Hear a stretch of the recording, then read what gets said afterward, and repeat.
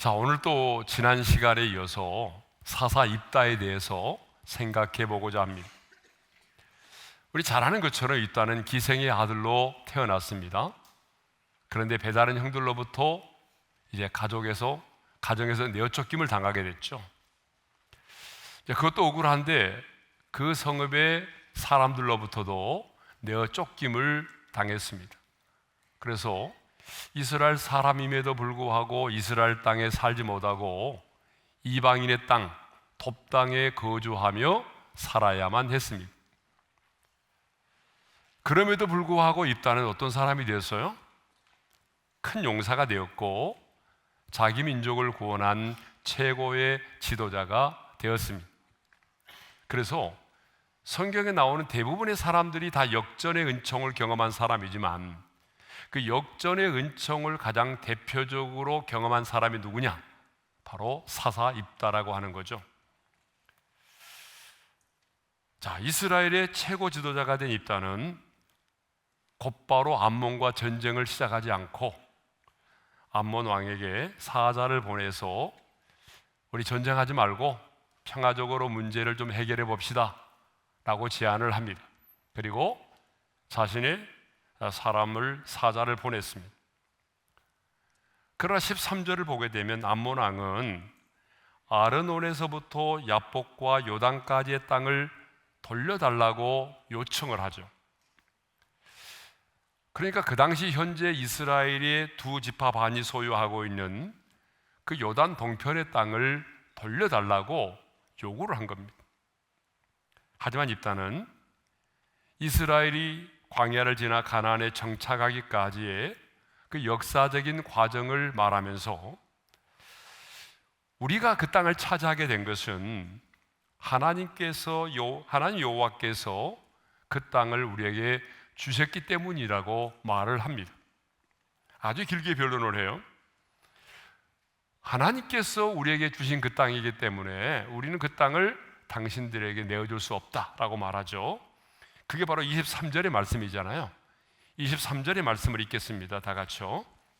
이스라엘 하나님 여호와께서 이같이 아모리 족속을 자기 백성 이스라엘 앞에서 쫓아내셨거늘 네가 그 땅을 얻고자 하는 것이 옳으냐?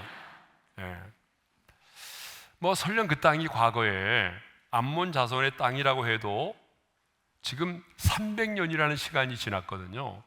그러니까 300년이라는 시간이 지난 지금에 와서 그 땅을 돌려달라고 요구하는 것은 있을 수가 없는 일이라는 거예요. 그러니까 중요한 것은 뭐예요? 하나님께서 우리에게 그 땅을 주셨기 때문에 그 땅을 당신들에게 빼앗길 수 없다라고 하는 거예요. 그래서 우리가 지난 시간에 말씀의 제목이 뭐냐 그러면 하나님이 주신 것들을 빼앗기지 말자라고 제가 말씀을 드렸죠. 여러분, 우리에게도 하나님이 주신 것들이 너무나 많죠. 하나님 우리에게 주신 것들이 정말 많아요. 하나님 우리에게 영생을 주셨고 뿐만 아니라 하나님의 자녀된 우리의 마음속에 세상에 줄 수 없는 평안도 주셨고 구원의 기쁨도 주셨고 진리 안에서의 자유함도 주셨습니다. 또 하나님께서 우리 각 사람에게 부르심의 소명을 따라 하나님께서 각 사람에게 놀라운 비전을 주셨어요. 비전만 주신 것이 아니죠. 하나님께서 우리에게 기업을 주셨어요. 또한 하나님께서 우리에게 가정에 자녀를 선물로 주셨어요. 하나님께서 우리에게 또 가정을 허락해 주셨어요. 그러니까 하나님께서 우리에게 주신 것들이 너무나 많거든요. 그런데 사탄은 하나님이 우리에게 주신 것들을 우리가 누리지 못하도록 그것을 빼앗는 자입니다. 그래서 하나님의 사람인 우리는 하나님이 내게 주신 것들을 절대로 빼앗겨서는 안 된다라고 하는 거죠. 그래서 우리는 그 기도를 계속해야 돼요. 사탄은 끊임없이 하나님이 우리에게 주신 것들을 빼앗으려고 합니다. 그러니까 우리의 구원을 빼앗을 수는 없지만 구원받은 하나님의 사람들에게 주신 그 은혜와 축복들은 빼앗으려고 하거든요. 그래서 오늘 밤에도 우리가 기도하겠습니다마는 여러분 정말 기도할 때마다 하나님이 내게 주신, 하나님 우리 가정에 주신 것, 하나님이 내 인생 가운데 주신 것들을 빼앗기지 않도록 중보하며 기도해야 합니다. 그 다음에 또 우리가 생각했던 게 뭐냐 그러면 입다에게는 확신이 있었다라고 하는 거죠. 자, 입다는 사신을 통해서 암몬 자손의 왕에게 우리 하나님 여호와께서 우리 앞에서 어떤 사람이 있는지 쫓아내시면 그것을 우리가 차지할 것이라고 그렇게 당당하게 말했어요. 자, 24절 하반절의 말씀인데요, 우리 한번 읽겠습니다. 다 같이요. 우리 하나님 여호와께서 우리 앞에서 어떤 사람이든지 쫓아내시면 그것을 우리가 차지하리라. 그때 암몬 왕은 이렇게 말했거든요. 우리가 섬기는 신 그노스 신이죠.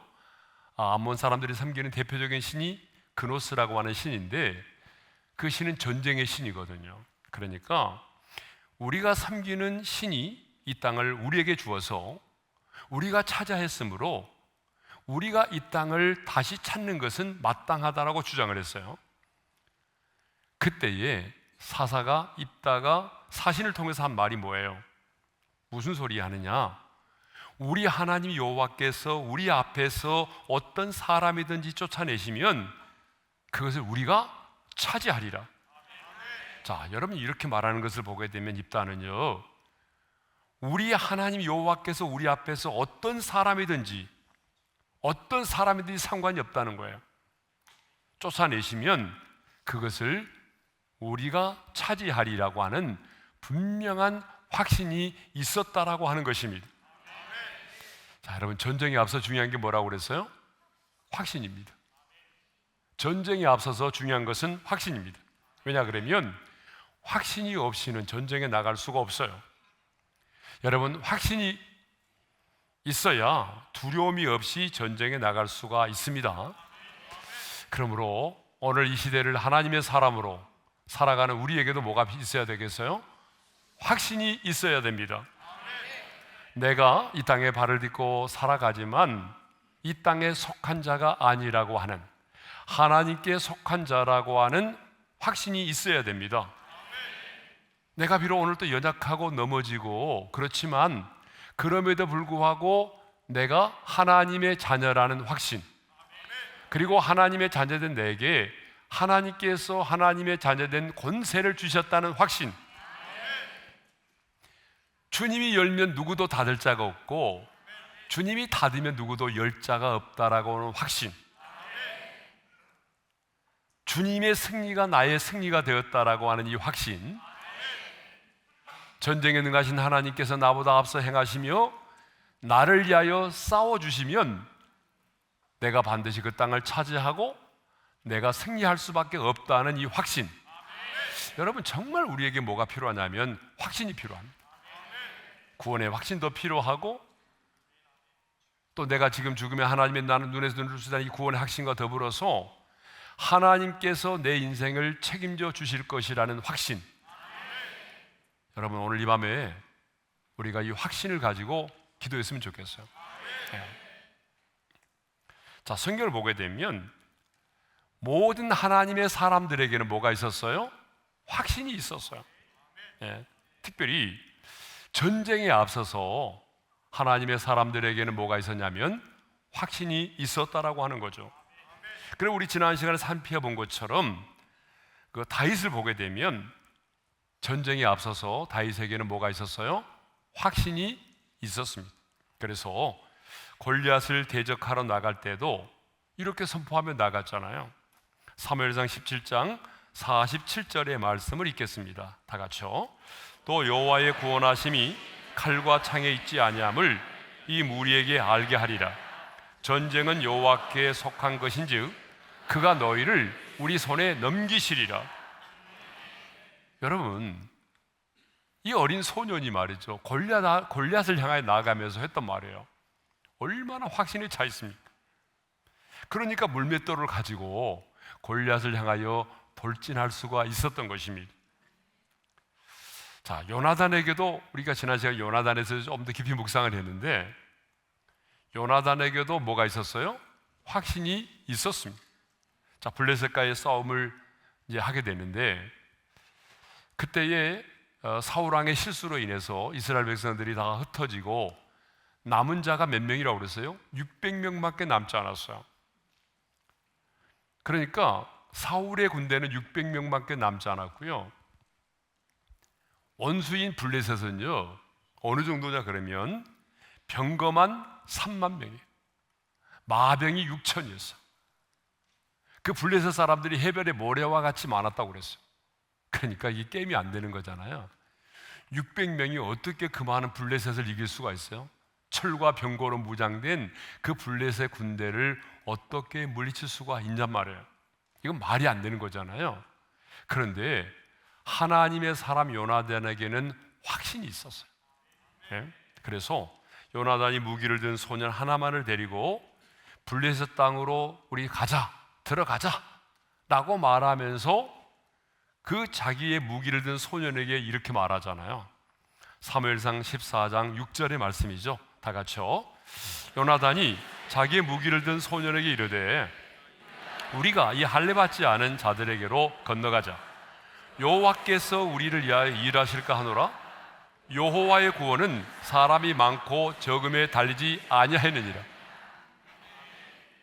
여호와의 구원은 사람이 많고 적음에 달려있지 않다는 거예요. 예? 지금 우리의 군사는 600명밖에 되지 않고 저기는 바닷가의 해변에 모래알처럼 많은데 그것도 다 철과 병거로 무장된 군인들이잖아요. 그렇지만 하나님께서 싸워주시면, 하나님이 우리를 위해서 일하시면 여호와의 구원은 사람의 많고 적음에 달려있지 않다는 거예요. 와, 요나단은 정말 이런 절망적인 상황 속에서도 하나님을 신뢰했어요. 그래서 이 전쟁에 앞서서 확신을 가졌단 말이에요. 여호와의 구원은 사람의 많고 적음에 달려있지 않다. 하나님이 함께 하시면 반드시 승리한다 라고 하는 이 확신을 가졌습니다.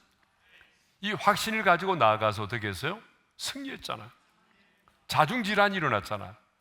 하나님이 역사하실 때에 큰 지진이 일어났고, 그래서 자기들끼리 서로를 쳐 죽이는 자중질환이 일어나서 승리를 하게 됩니다. 여러분, 근데 우리의 삶이 뭐예요? 영적인 전쟁이잖아요. 그러니까 우리 삶이 영적인 전쟁이라면 오늘 우리에게도 뭐가 필요해요? 확신이 필요합니다. 네, 확신이 없으면 영적인 전쟁을 못해요. 자, 그래서 우리가 그 하나님의 전신갑주를 입으라고 할 때도 5번째 무기가 뭐였냐 그러면 구원의 투구를 쓰라고 하는 거예요. 구원의 투구. 그 구원의 투구가 뭐예요? 확신입니다. 구원의 확신, 승리의 확신. 예. 그 확신이 있어야만이 영적인 전쟁을 치를 수가 있다는 거예요. 자, 입단은요, 싸우지 않고 협상을 통해서 문제를 해결하라고 했거든요. 그래서 입단은 논리적으로 역사적인 근거를 가지고 아주 매우 상세하게 암몬 자손의 처사가 부당함을 주장을 했어요.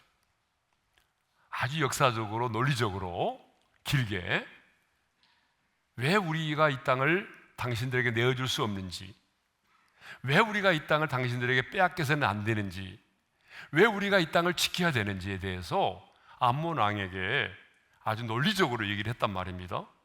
그런데 암몬 자손의 왕은요, 그걸 받아들였어요? 받아들이지 않았어요? 받아들이지 않았어요. 28절의 말씀을 읽겠습니다. 다 같이요. 암몬 자손의 왕이 이따가 사람을 보내어 말한 것을 듣지 아니하였더라. 듣지 않았대요. 여러분, 우리도 이 세상을 살아가면서 싸우는 것보다는 싸우지 않고 협상을 통해서 문제를 해결하려고 해야 됩니다. 싸움만이 능사가 아니잖아, 그죠? 그러니까 그 사람이 내가 신뢰할 수 있는 사람이라면 웬만하면 싸우지 말고 협상을 통해서 원만하게 문제를 해결을 해야 됩니다. 그런데요, 그 협상의 대상자가 아무리 협상을 해도 문제가 해결될 수 없는 사람들이 있어요. 여러분, 그러지 않아요? 예? 아무리 내가 협상을 해서 문제를 해결하려고 하지만 이 암몬의 왕처럼 우리 말을 듣지 않을 수가 있어요. 예? 협상만을 가지고 문제를 해결할 수가 없는 사람들이 있거든요. 밥 먹듯이 거짓말을 하고 협상을 통하여 약속을 해도 결코 그 약속을 지키지 않는 사람들이 있어요. 대표적으로 누구죠? 공산주의자들이. 이 공산주의자들은 협상을 해도 그 약속을 지키지 않아요. 그래서 러시아의 공산혁명가 레닌의 교식 가운데 보게 되면 이런 말이 있다고 그래요. 목적은 수단을 정당한다. 혁명을 위해서는 거짓말을 해도 괜찮다. 거짓말은 혁명을 위한 가장 강력한 수단이고 거짓말을 100번 하면 천말이 된다. 거짓말을 창조하지 못한 자는 위대한 혁명가가 될 수 없다. 그래서 여러분, 북한 사람들을 보게 되면 거짓말을 밥 먹듯이 해요. 근데 그 거짓말을 하게 되면 양심의 가책을 느껴야 되는데 전혀 양심의 가책을 안 느낍니다. 예. 여러분, 중국도 보세요. 코로나 때 그렇게 많은 사람들이 막 바이러스에 걸려서 막 죽어가는데 자신들의 나라만큼은 가장 안전한 나라라고 그렇게 거짓된 보도를 하잖아요. 그러니까 중국에서 나오는 보도들은 믿을 수가 없어요. 대부분 거짓말. 예? 여러분, 러시아도 마찬가지 아니에요? 예? 저 우크라이나를 무력으로 침공하면서 그 침공의 이유를 뭐라고 말하죠? 점령이 아니라, 무력 점령이 아니라 탈나치야. 지금 시대가 어느 시대인데 탈나치를 얘기합니까? 얼마나 새빨간 거짓말입니까? 그런데 여러분, 마귀와 그 졸개인 귀신들은요 어떻죠? 예수님은 요한복음 8장에서 마귀를 뭐라고 말했냐면 거짓말쟁이요 거짓의 아비라고 말했어요. 자, 요한복음 8장 44절이죠. 다 같이요. 이는 그가 거짓말쟁이요 거짓의 아비가 되었습니다. 그러니까 여러분, 마귀와 그 졸개들인 귀신들은요 입만 열면 뭐예요? 거짓을 말합니다. 그러니까 속아서는 안 돼요. 그런데 가끔 그 호기심 때문에 귀신과 협상을 하는 사람들이 있어요. 예? 여러분, 귀신 쫓는 사역을 하다 보게 되면 귀신과 대화를 할 때가 있어요. 귀신 들리는 사람의 입을 통해서 귀신이 말을 해요. 예? 그런데 그 말이요 대부분 거짓말이에요. 자, 예를 들면 나가, 언제 나갈 거야? 이렇게 말하잖아요. 근데 금방 나간다고 말하죠. 근데 그 금방이 언제인지 몰라요. 언제인지 몰라요. 또 이렇게 말할 때가 있어요. 내일 아침에 나갈게. 근데 내일 아침에 나간다는 것은 거짓말입니다. 근데 그것을 진짜 고지고대로 믿는 사람이 있어요. 그래, 내일 아침에 나가, 약속 지켜. 이렇게 말하는 친구들이 있어요. 속는 거예요. 예. 또 귀신들을 내어 쫓다 보게 되면 너 누구야? 이렇게 말하면요 뭐 거기까지는 괜찮은데 너 누구야? 이렇게 물을 수 있어요. 그런데 여러분, 얼마 전에 돌아가신 아버지 목소리가 나오잖아요. 아버지 이렇게 말하잖아요. 아니, 여잔데 아버지 목소리가 나오는 거예요. 넌 누구야? 그러면 아버지. 그리고 우리 아버지 언제 돌아가셨는데? 정확하게 얘기해요. 우리 아버지 생일 언젠데? 우리 아버지 무슨 음식을 좋아하시는데? 물어보세요. 정확하게 얘기합니다. 그래서 그 거짓말에 속아가지고 지금 그 아버지의 영이 귀신이 돼가지고 이 사람에게 임했다라고 생각을 하는 거예요. 여러분, 거짓말입니다. 속고 있는 겁니다. 아버지의 영은 이미 떠났어요. 그럼 누구죠? 아버지와 함께 했던 그 더러운 귀신이 지금 그 자녀들에게, 후손들에게 임해서 그렇게 역사를 하고 있는 것입니다. 거짓말로 속이는 거예요. 그런데 우리나라에도 한때 문제가 많이 됐잖아요. 귀신론의 문제 있었잖아요. 예? 그 귀신론을 가지고 계속해서 사역을 하고 그랬던 베레아라고 하는 그런 단체가 있어요. 저는 교회로 안 봅니다. 예? 그런데 그 사람들이 하는 게 뭐예요? 주로 귀신론이에요. 귀신론. 예? 그래서 하나님의 말씀을 가지고 현상을 이해하려고 하는 것이 아니라 현상을 가지고 말씀에서 답을 찾으려고 하다 보니까 그런 잘못된 귀신에게 속아 넘어지는 일이 벌어진 겁니다. 여러분, 중요한 것은 하나님의 말씀을 가지고 현상을 이해를 해야 됩니다. 그런데 하나님의 말씀이 먼저가 아니라 그 현상을 가지고 그 귀신을 이해하려고 하다 보니까 현상을 이해하고 그 현상을 이해하려고 하나님의 말씀에서 답을 찾으려고 하다 보니까 자기의 현상에 맞는 그런 엉뚱한 해석을 하게 되는 겁니다. 그러니까 여러분, 속으면 안 돼요. 그래서 성경은 뭐라고 말하죠? 귀신과 협상해라, 타협해라, 그렇게 말한 적이 없어요. 성경은 뭐라고 말해요? 귀신을 어떻게 하라? 대적하라고 말하잖아요. 이 대적하라고 말했지, 여러분 귀신과 협상해라 그런 말이 한 적이 없어요. 그러니까 여러분, 절대로 혹시 귀신을 내쫓는 사역을 할 때에 그 호기심 때문에 그랬습니다. 호기심. 여러분, 진짜 호기심이 생기거든요. 왜냐 그러면 물어보면 막 얘기하거든요. 별 얘기 다 합니다. 예? 언제 들어왔냐? 어떻게 들어왔냐? 언제 나갈 거냐? 왜 들어왔냐? 그러면 재밌어가지고 밤새도록 얘기하는 사람이 있어요. 여러분, 얘기할 필요가 없어요.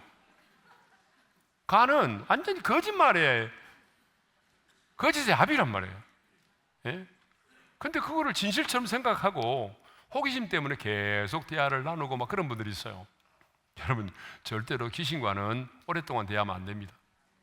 예, 필요한 정보만 알면 돼요. 예, 너 누구야? 이렇게 물어볼 수 있어요. 왜 들어왔어? 예.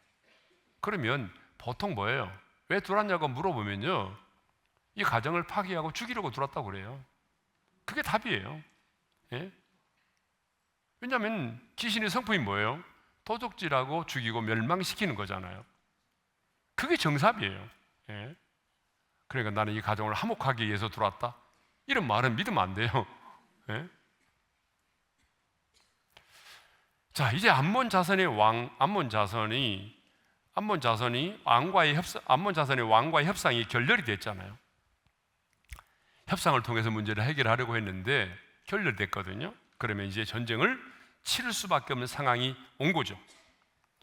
자, 그런데 암몬과의 전쟁을 앞둔 지도자인 입다에게 어떤 일이 일어나느냐? 여호와의 영이 입다에게 임했다라고 말하고 있어요.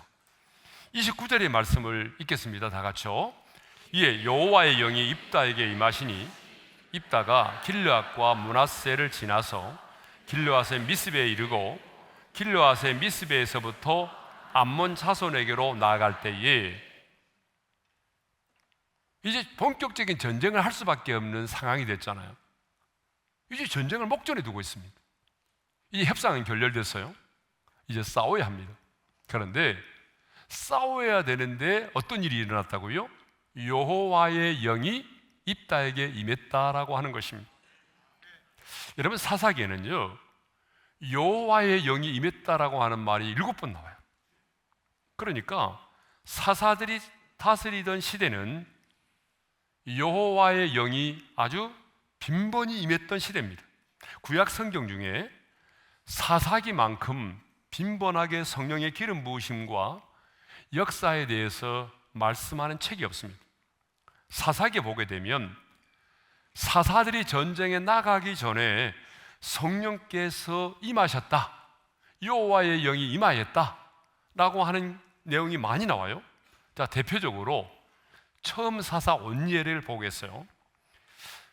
이스라엘 자손이 여호와의 목전에서 악을 행해서 자신들의 하나님 여호와를 잊어버렸습니다. 바알과 아세라를 섬겼어요. 그래서 여호와께서 진노하사 이스라엘 백성들을 메소포타미아 왕 구산 리사다임의 손에 넘기셨습니다. 그래서 이스라엘 자손이요, 이 8년 동안 구산 리사다임을 섬겼습니다.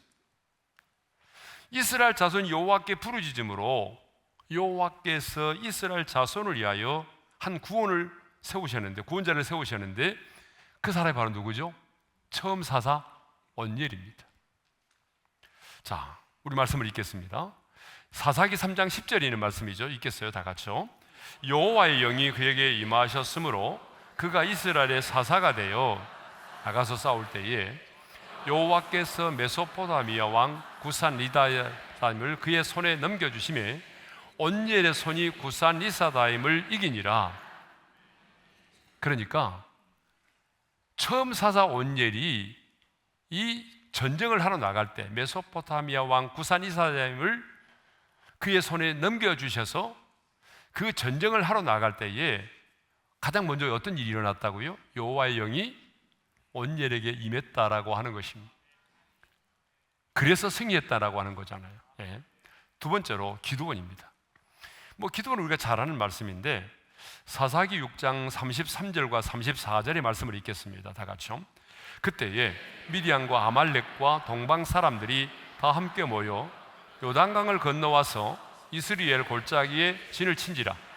여호와의 영이 기드온에게 임하시니 기드온이 나팔을 불매 아비에셀이 그의 뒤를 따라 부름을 받으니라.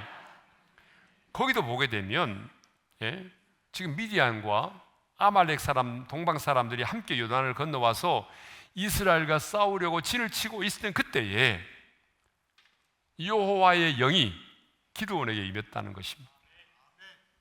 여기 여호와의 영이 임했다라고 하는 말, 여기 사용된 동사가 라바시라는 말이에요. 라바시.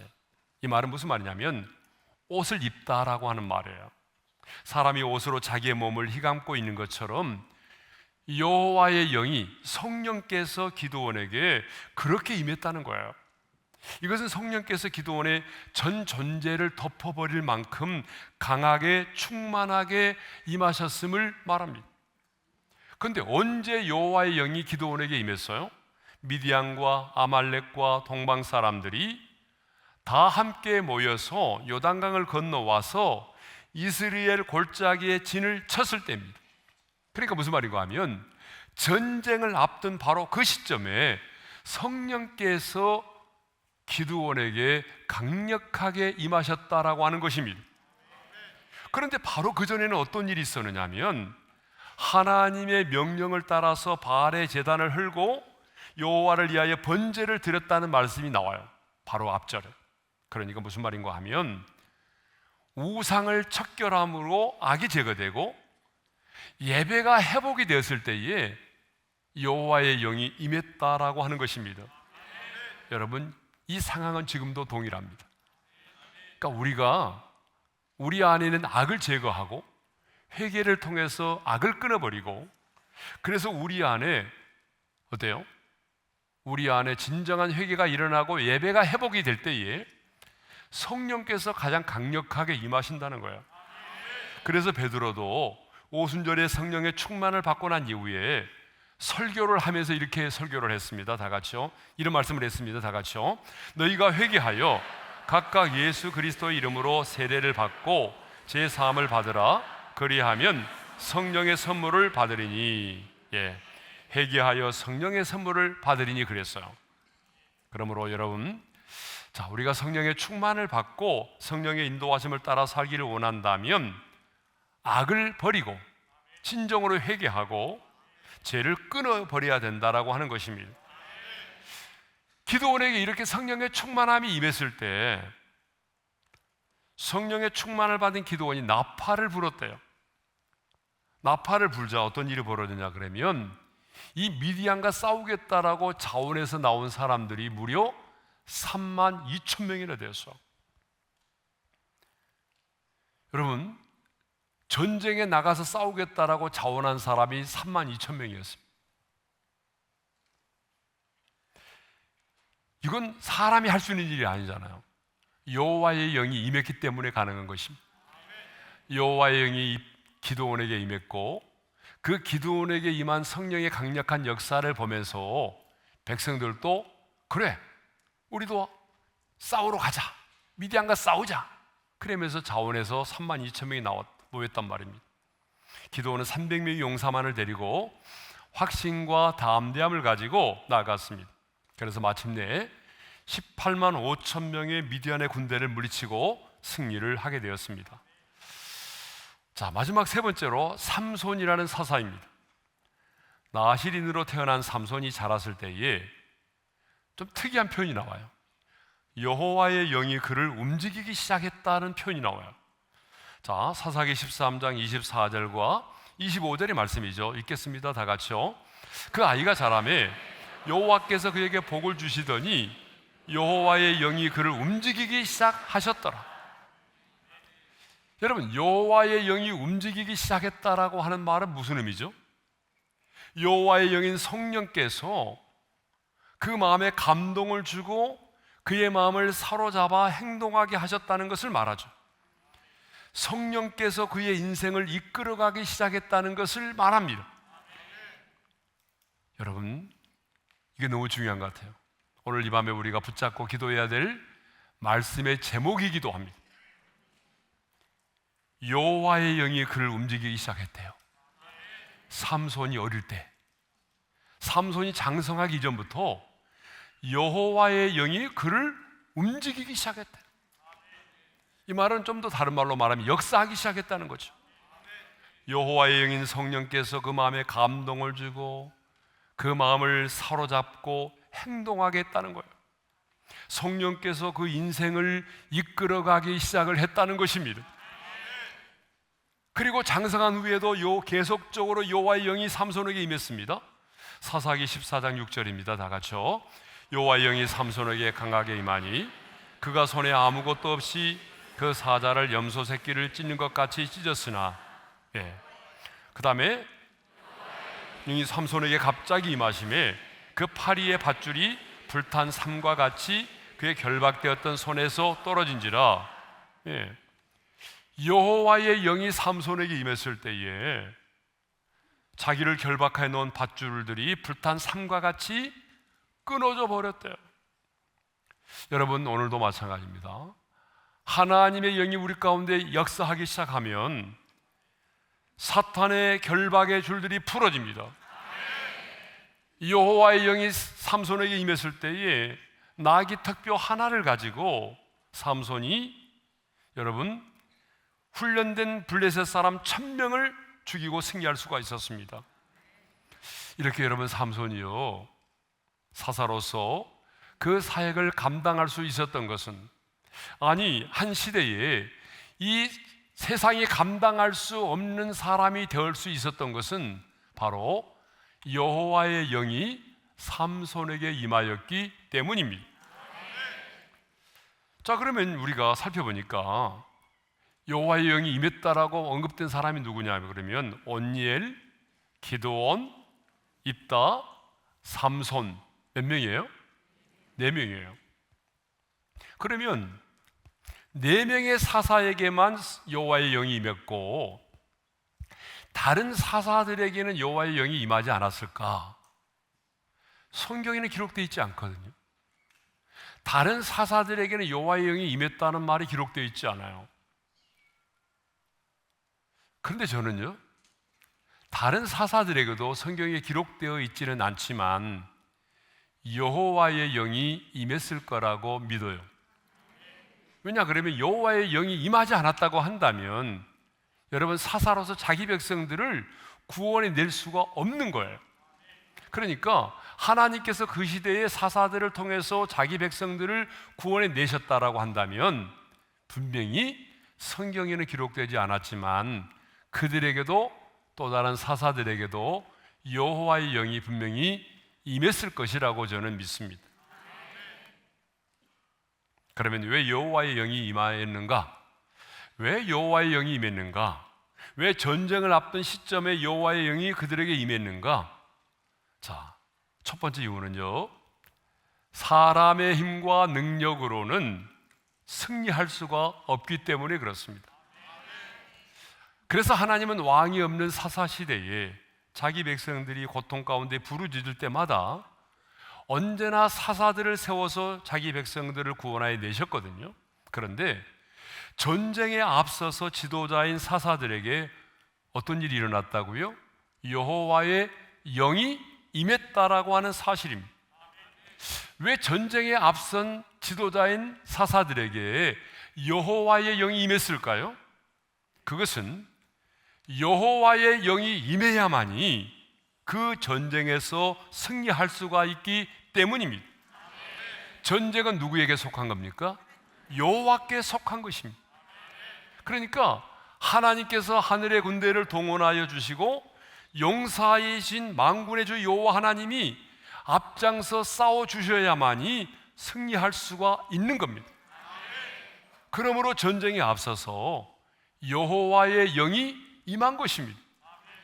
근데 여러분, 우리의 삶이 뭐예요? 영적인 전쟁이잖아요. 그렇죠? 그런데 이 영적인 전쟁은요, 우리의 힘과 능력으로는 결코 이길 수가 없다는 거예요.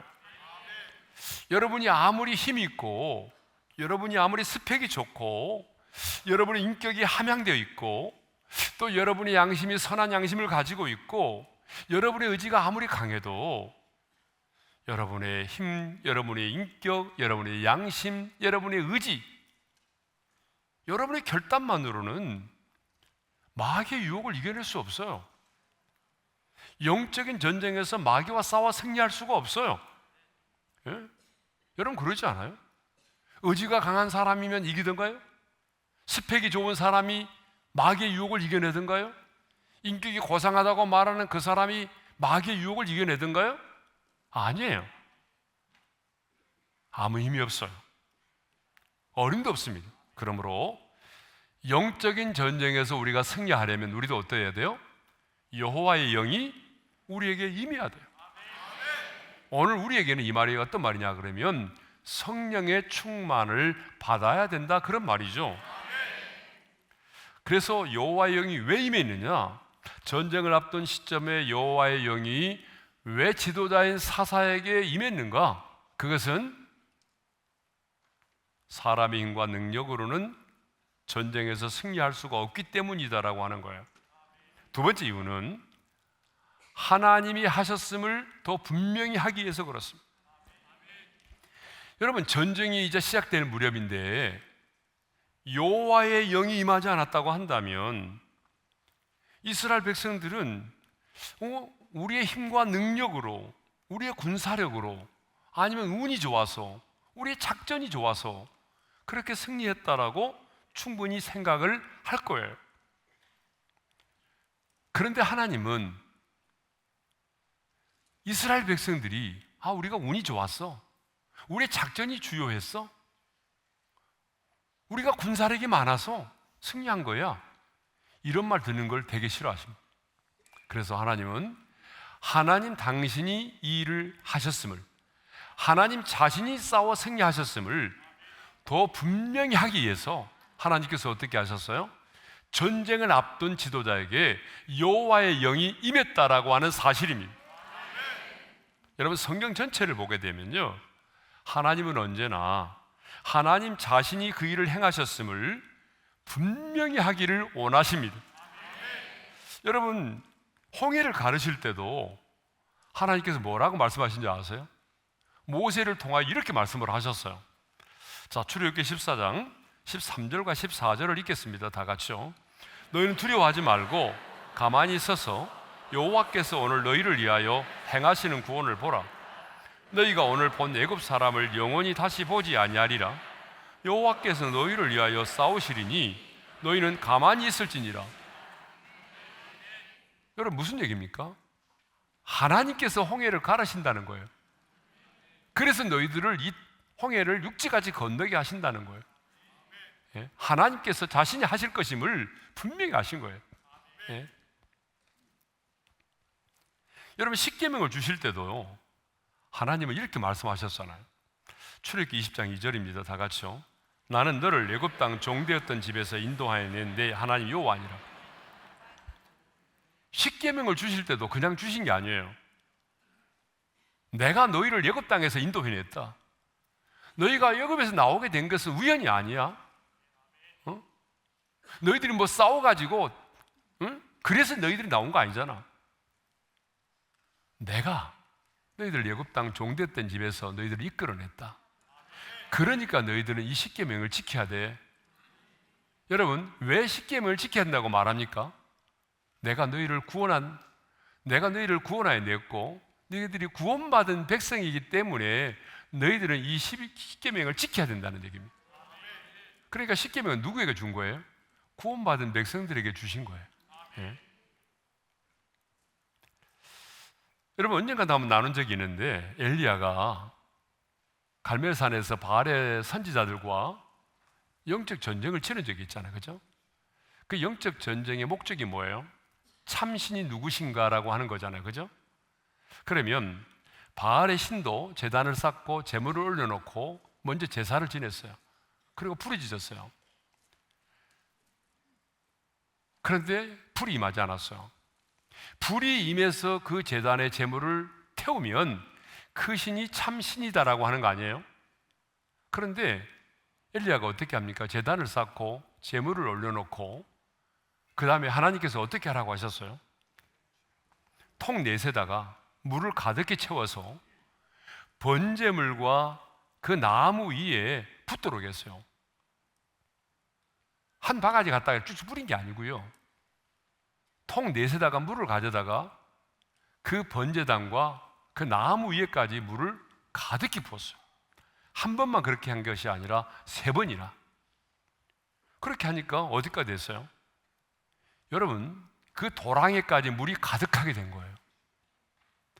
여러분, 왜 하나님께서 엘리야가 여호와께 간구하기 전에 왜 이 영적인 전쟁에서 이렇게 많은 불을 그 제물과 그 제단 위에 나무 위에까지 도랑에까지 물이 흥건하게 고이도록 그렇게 많은 물을 붓게 하셨을까요? 그것은 뭐예요? 3년 6개월 동안 비가 오지 않은 상태에서는요, 모든 것이 메말라 있잖아요. 바짝 말라 있어요. 그래서 어떤 것들이 마찰을 일으키게 되면은요, 그 마찰에 의해서 자연적으로 불이 일어날 수가 있어요. 그래서 여러분, 캐나다 같은 경우에도 오랫동안 비가 오지 않으면은 자연적으로 마찰에 의해서 막 산불이 일어나고 그러잖아요. 그런 것처럼. 그래서 하나님께서는 이 불은 자연적으로 마찰에 의해서 일어난 그런 불이 아니다.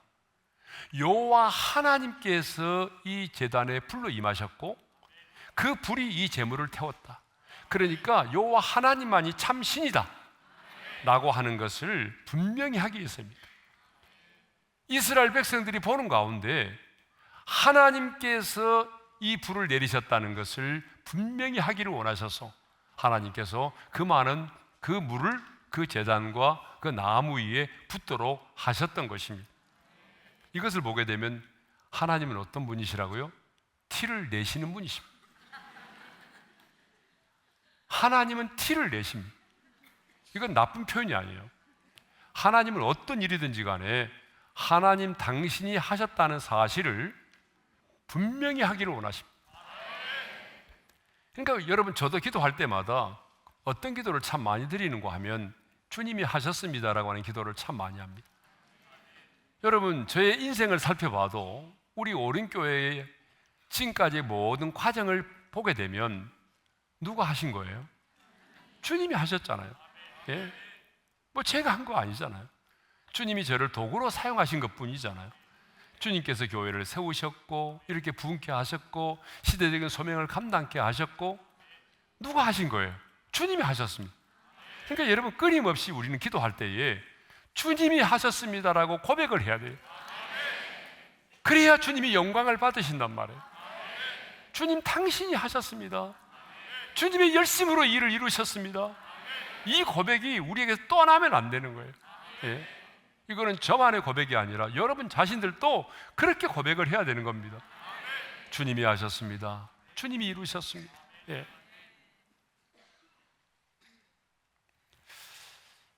왜 여호와의 영이 임했느냐? 여호와의 영이 임할 때에 자신의 한계를 뛰어넘어요. 여호와의 영이 임하기 전까지는요, 그들 역시 다른 사람들과 다를 바가 전혀 없는 평범한 사람들이었습니다. 여러분, 사사들 중에 특별한 사람이 있나요? 아니에요. 다 별 볼 일 없는 인간들이었어요. 처음 사사 온니엘도 하나님의 신이 임했을 때에 굿산 리사다임과 싸워 승리했습니다. 기드온을 보세요. 여러분, 기드온은 정말 한심한 사람이잖아요. 미디안 사람들이 두려워서 포도주 틀에 숨어서 밀을 타작하고 있던 그런 사람이에요.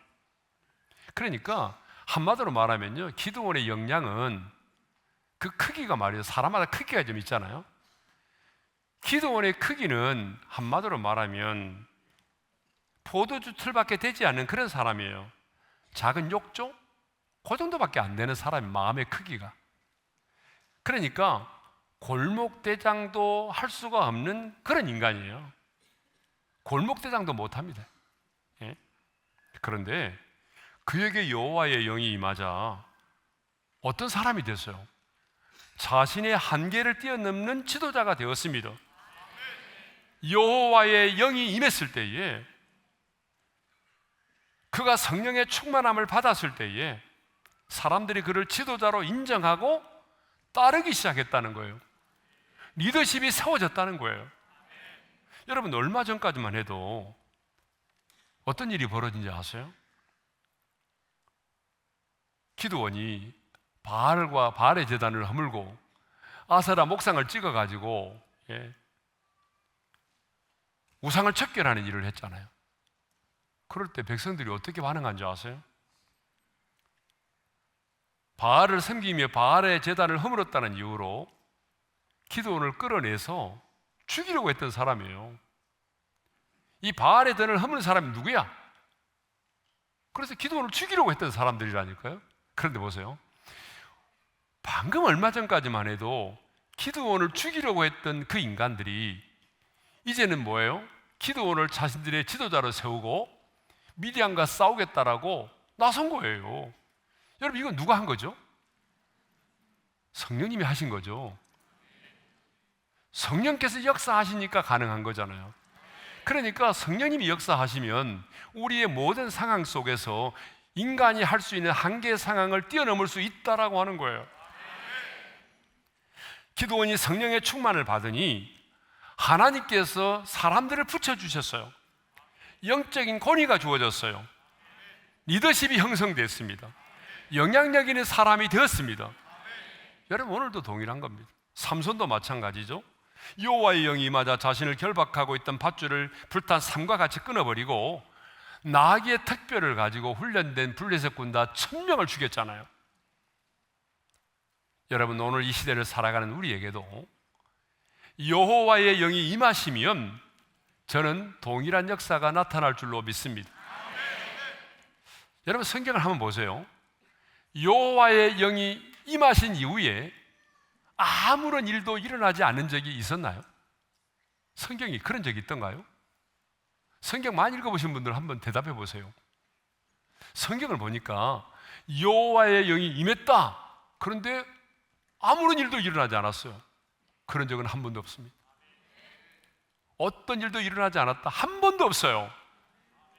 여호와의 영이 임하면 반드시 그곳에는 어떤 일이 일어났어요. 어떤 역사가 있었단 말입니다. 예. 여러분, 오늘도 그러지 않아요? 여호와의 영이 임하면 그 사람에게 임하든지 그 현장 속에 임하든지 그 가정에 임하든지 여호와의 영이 임하면 반드시 어떤 일이 일어납니다. 회개의 역사가 일어나든지 진리의 말씀이 믿어지고 깨달아지든지 순간 내가 어떤 말을 해야 될지 성령께서 우리 입술에 그 말을 허락해 주시기도 하시고, 평강이 임하기도 하고 구원의 즐거움이 회복되기도 하고 은사가 임하기도 하고 어떤 사람은 방언으로 말도 하기도 하고 귀신들이 떠나가기도 하고 하나님의 나라가 임하기도 하고 어떤 일들이 일어난단 말입니다. 그래서 여호와의 영이 임하시면 방금 우리가 살펴보았던 것처럼 여호와의 영이 임했을 때 그들이 모든 전쟁에서 승리했잖아요. 마찬가지입니다. 여호와의 영이 임하시면 우리도 영적인 전쟁에서 승리하는 것입니다. 그러니까 우리 삶이 영적인 전쟁이라는 사실을 우리가 믿고 확신한다면 반드시 우리는 뭘 받아야 돼요? 성령의 충만함을 받아야 되는 거예요. 두 번째로는 인생의 결박들이 풀어진다라고 하는 거죠. 여호와의 영이 임하시면, 성령의 충만을 받게 되면, 성령의 능력이 임하면 삼손을 묶고 있던 그 결박의 줄들이 풀어졌던 것처럼 우리를 묶고 있는 인생의 결박들이 어떻게 될까요? 풀어집니다. 흉악의 결박들이 풀어집니다. 여러분, 악한 영은요, 결박하는 자예요. 악한 영의 특징이 뭐냐면 우리를 묶는 자예요, 묶는 자. 그래서 이 악한 영은요, 끊임없이 우리를 어때요? 결박합니다. 수많은 근심과 염려로 우리를 묶어요. 미래에 대한 두려움으로 우리를 결박합니다. 그래서 여러분, 악한 영들이 역사하면 역사할수록 사람들은 결박을 당하는 거예요. 예? 그래서 악한 영은요, 재정으로도 우리를 묶습니다. 관계로도 우리를 묶어요. 끊임없이 악한 영은요, 우리를 묶고 결박하는 자예요. 그런데 성령님은 어떤 영이죠? 성령님은 우리를 자유케 하는 영입니다. 그러므로 주의 영이 계신 곳에는 뭐가 있어요? 자유함이 있는 것입니다. 고린도후서 3장 17절입니다. 다 같이요. 주는 영이시니 주 영이 계신 곳에는 자유함이 있는지라. 예. 성령의 지배를 받으면 성령의 지배를 받은 만큼 우리는 자유함을 누리게 돼 있어요. 어떤 분들은 막 괜한 걱정과 근심을 많이 하더라고요. 나도 성령의 충만을 받으면 이 세상을 재미가 없어 어떻게 살지? 괜한 걱정들을 많이 하더라고요. 어떤 분들은 그런 분들이 있어요. 욕과 같이 믿음이 좋았다가 나도 욕과 같은 시험을 당하면 어떻게 하나? 막 그런 걱정과 근심을 하는 분들이 많아요. 머리 돌리지 마세요. 그런 일은 없어요. 우리가 주의 영으로 충만함을 받으면요, 성령의 지배를 받는다고 하잖아요. 성령의 지배를 받으면 지배를 받은 만큼 우리는 더 자유하게 돼 있어요. 네. 네 번째로는 방금 우리가 말씀드렸던 것처럼 한계 상황을 뛰어넘어요. 여호와의 영이 임하면 사랑할 수 없는 사람도 사랑하게 됩니다. 용서할 수 없는 사람도 용서할 수 있게 되는 거예요. 여러분, 그러지 않아요? 예? 그게 성령님이 역사하잖아요. 그러니까 성령님이 역사하면요, 우리의 한계 상황을 뛰어넘을 수가 있는 거예요. 내 인간의 본능, 내 인간의 욕망으로는 할 수 없는 거 있잖아요. 우리 안에 있는 그 본능 있잖아요. 본능은 뭐예요? 복수하는 거예요. 대갚아주는 거예요. 이게 본능이잖아요. 그런데 성령님이 내 안에 역사하기 시작하게 되면, 성령의 충만함을 받고 성령의 지배를 받게 되면 복수하는 것이 아니라 긍휼히 여기게 되고 도리어 그 사람을 축복하게 되는 것입니다. 예. 그러니까 부부지간에 평생 왼수로 지낸 분도 있잖아요, 지금. 예. 이번에 제가 정선에 다녀왔어요. 예, 정선 하면 카지노가 생각이 나죠. 예. 그 카지노가 있는 그 리조트에서 이번에 우리 교단의 장로님들 부부 수양회가 있었어요. 그래서 제가 새벽 기도를 맡아서 갔다 왔는데 진짜 많이 모이셨더라고요. 3,500명이나 모이셨어요. 그래서 막 다 못 들어가고 막 밖에서 설교 듣고 그러더라고요. 그러니까 조금 일찍 도착해가지고 제가 이제 식당에를 가서 식사를 하게 되는데 엘리베이터를 탔는데요, 어떤 저 정도의 나이신지 조금 더 들어 보이신지, 저는 항상 젊다고 생각하니까. 그런데 이제 그분이 전화를 받더라고요. 받는데 그게 뭐라고 되냐면, 전화 오면은 전화한 사람이 이름이 뜨잖아요. 그게 딱 보니까 마누라 이렇게 돼. 마누라 이렇게 돼 있더라고요. 여러분들의 핸드폰에는 남편이 어떻게 저장되어 있어요? 아내가 어떻게 저장이 되어 있나요? 제가 그 얘기를 이제 가서 딱 했거든요. 시작하기 전에, 설교 시작하기 전에 새벽에. 그랬더니 한 분이 그러더라고요. 여러분은 어떻게 저장되냐고 그랬더니 오메! 그러더라고요. 아마 전라도 도시는 것 같더라고요. 그분은 오메로 아마 기록된. 그래서 내가 거시기요? 그랬어요, 내가.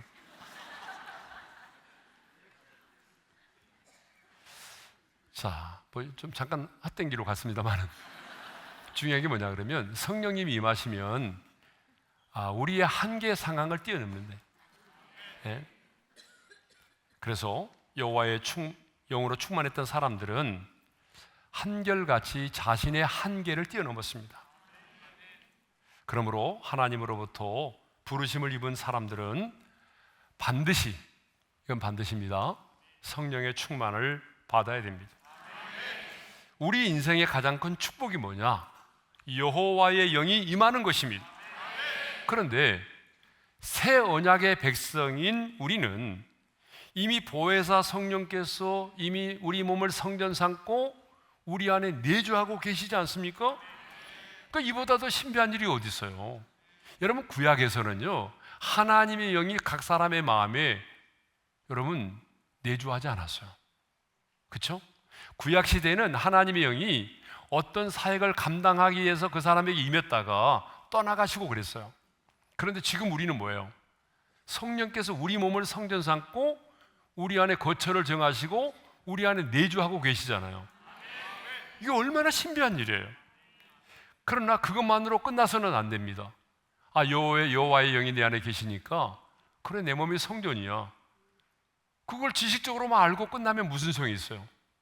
중요한 것은 뭐냐면 여호와의 영, 보혜사 성령님이 내 안에 계신다, 내 몸이 하나님의 성전이다, 그것을 지식적으로 알고 끝나는 것이 아니라 우리는 계속적으로 우리 안에 계신 성령님과 친밀한 사귐을 갖고 성령의 충만을 계속적으로 받아야 된다는 것입니다. 여러분, 삼손의 어린 시절에 여호와께서 그에게 복을 주셨어요. 그 복이 뭐예요? 아까 우리 나눴잖아요. 다시 한번 읽겠습니다. 사사기 13장 24절과 25절 다 같이요. 그 아이가 자라매 여호와께서 그에게 복을 주시더니 여호와의 영이 그를 움직이기 시작하셨더라. 여호와의 영이 움직이기 시작하셨다는 것입니다. 그렇다면 오늘 이 밤도 우리도 여호와의 영이 움직이시도록 해야 합니다. 저는 오늘 이 밤에 우리 안에 계신 성령께서, 우리 안에 내주에 계신 성령께서, 아니 지금 이 자리에 운행하고 계신 성령께서 우리 각 사람에게 우리의 기도의 제목을 따라 여호와의 영이 움직이실 줄로 믿습니다. 성령님은 한 번도 가만히 계신 적이 없습니다. 성경을 보세요. 끊임없이 일하기를 원하십니다. 천지 만물을 창조할 때도 성령님은 수면에 운행하셨습니다. 그래서 성경을 보게 되면 성령님의 역사를 말할 때마다 역동적으로 표현하고 있습니다. 성령님의 역사를 솟아나는 샘물로 표현합니다. 타오르는 불로 표현합니다. 강한 바람으로, 때로는 비와 이슬로 표현하고 있어요. 여러분, 우리 하나님의 이름이 명사가 아니라 동사라는 거 알고 계시죠?